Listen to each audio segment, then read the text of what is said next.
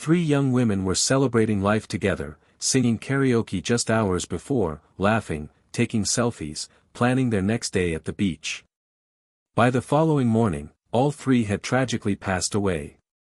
What happened in that hotel room in Belize would expose a deadly cover-up reaching the highest levels of local government.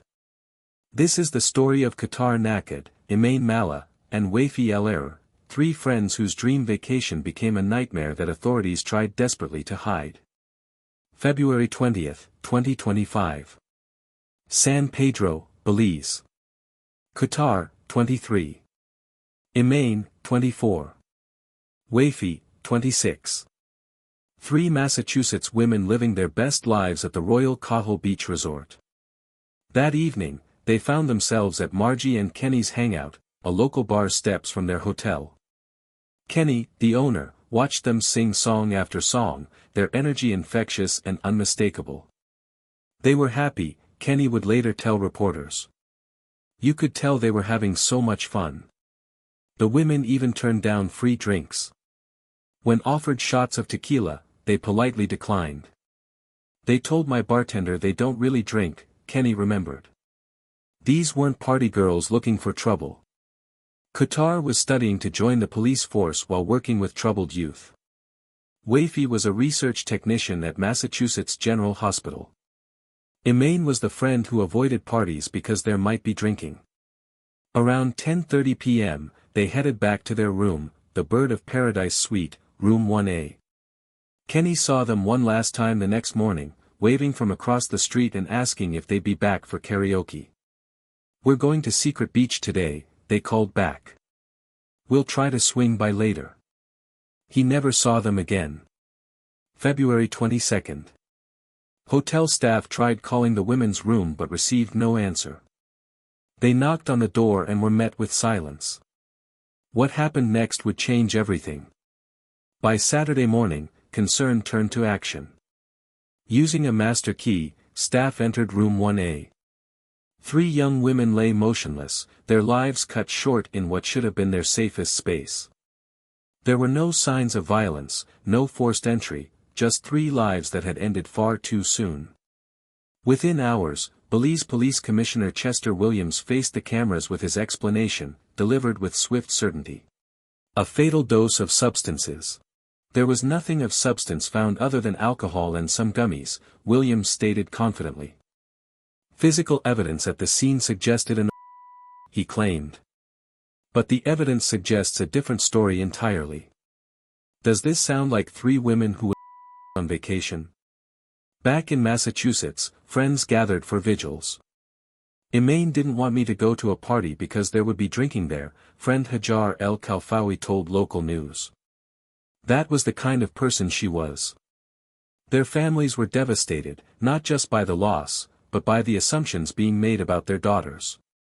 But here's what they didn't know at the time.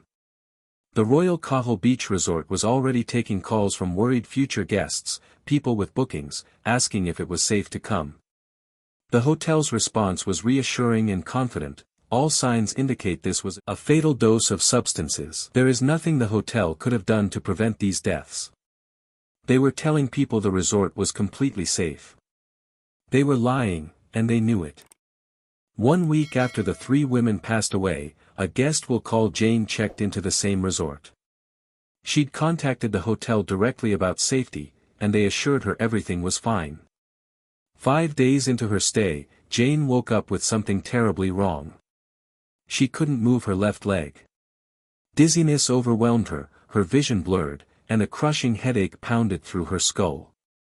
When she tried to get up, she collapsed. For 40 minutes, she lay on the floor, completely unable to move. I've never experienced anything like that in my life, Jane later recalled. She managed to drag herself to a chair by an open window. 3 hours later, she could finally walk again. Days later, back home in California, she was still suffering from persistent headaches, brain fog, and breathing problems. Jane's friend on the same trip reported constant, unexplained migraines throughout their stay. Both women had experienced something that would prove crucial to understanding what really happened to Kaoutar, Imane, and Wafae. Then more guests came forward with eerily similar stories. Nakwana H. left a chilling review on TripAdvisor about her February 18 stay. On February 18, our safety detector went off with readings above 400 parts per million of a dangerous substance. Despite informing the front desk, the staff seemed unfamiliar with the issue. 400 parts per million of something that shouldn't be there. Normal levels should be under 10 parts per million. Hotel maintenance suggested turning off the gas appliances, but the dangerous reading stayed high. The next morning, her friend reported dizziness and nausea. I urge management to address this for the safety of future guests, her review concluded. By then, it was too late for Kaoutar, Imane, and Wafae.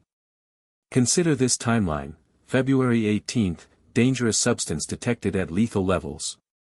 February 20, 3 women check in. February 22, 3 women found lifeless. The hotel knew about the problem, yet they did nothing. Weeks passed, and the toxicology report promised in 2 weeks never came. The families grew suspicious. In early March, they released a joint statement: the circumstances surrounding this tragedy remain unclear and suspicious. We urge authorities in Belize and the United States to conduct a thorough and transparent investigation. Behind the scenes, pressure was mounting. Reports surfaced that preliminary autopsy results from Massachusetts showed signs of something the local authorities hadn't mentioned. Suddenly, Commissioner Williams changed his tune. We had a meeting, and it was agreed that a second round of testing be done at the hotel. This raises an important question: what happened to the first tests that supposedly found nothing? Fire Chief Colin Gillett had previously told media that alternative causes were ruled out. Now, Chief Environmental Officer Anthony Mai was telling reporters they'd found abnormal levels of a dangerous substance. How abnormal? About 500 parts per million, levels that could kill. March 19, 2025. Nearly a month after 3 young women lost their lives, officials finally admitted what happened. John Cho, Executive Director of the National Forensics and Science Services, faced the cameras with the truth that had been hidden for weeks. Test results revealed that the 3 victims all had fatal exposure to carbon monoxide. The silent killer. CO levels in their blood reached around 60% saturation. Levels of 40% can be fatal. Suddenly, everything made sense. Jane's 40 minutes of paralysis, carbon monoxide poisoning. The mysterious headaches and dizziness reported by multiple guests, CO exposure. The detector readings of 400 to 500 parts per million, lethal levels of this invisible gas. No illicit substances. No mysterious fatal dose. Just a silent, invisible killer that should never have been there. Here's what investigators believe happened: the women's room had a gas-powered water heater that was malfunctioning, leaking CO into their sleeping space. Carbon monoxide is odorless, colorless, and tasteless. You can't detect it without proper equipment. It's called the silent killer for a reason. As the women slept peacefully after their happy evening of karaoke, the gas overwhelmed their systems, leading to the tragic outcome that devastated their families. The hotel knew there were problems. Guests had complained, detectors had gone off, and maintenance had been called. But instead of fixing the issue, they downplayed it. Instead of protecting guests, they protected their reputation. Instead of telling the truth, they blamed the victims. This wasn't negligence, this was a calculated decision to prioritize profits over human lives. Let's remember who these women really were, not substances users police suggested, not nameless victims in a far-off tragedy. Kaoutar Naqqad was the youngest of 4 siblings, working with troubled youth while studying to become a police officer. She was planning a summer trip to Morocco with her parents. Imane Mallah was the friend who avoided parties with drinking, the one with the infectious smile who made everyone feel heard. Wafae El-Arar had just turned 26. She was a researcher passionate about women's health who had recently co-authored a journal article, hoping her work would help women around the world. 3 bright futures. 3 families shattered. 3 preventable deaths.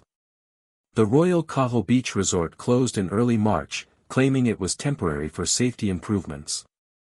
But the damage was done, not just to 3 families in Massachusetts, but to Belize's entire tourism industry. Kenny, the bar owner who'd watched the women sing, put it simply, this has haunted the whole neighborhood. People may be too scared to come here now. Jane, the survivor, can't forget what almost happened.